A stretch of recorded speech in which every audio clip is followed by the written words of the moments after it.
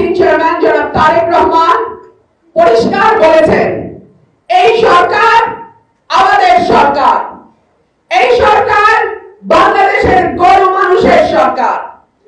এই সরকারকে কোনোভাবেই ব্যর্থ হতে দেওয়া যাবে না। তবে সরকার যদি নিজেই নিজেকে ব্যর্থ করে তাহলে আমাদের কিছু করার নাই।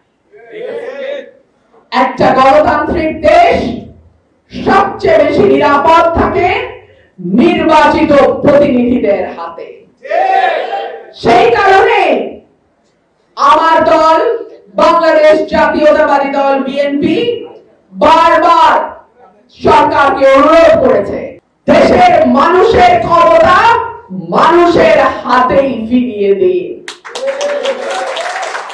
আমরা বিশ্বাস করি ইনশাআল্লাহ মানুষ যদি ভোট দিতে পারে, একটি অবাধ সুষ্ঠু নিরপেক্ষ নির্বাচনের পরিবেশ যদি এই সরকার তৈরি করে, বিএনপি ৩০০ আসনের মধ্যে ২৫০-এর উপর আসন নিয়ে সরকার,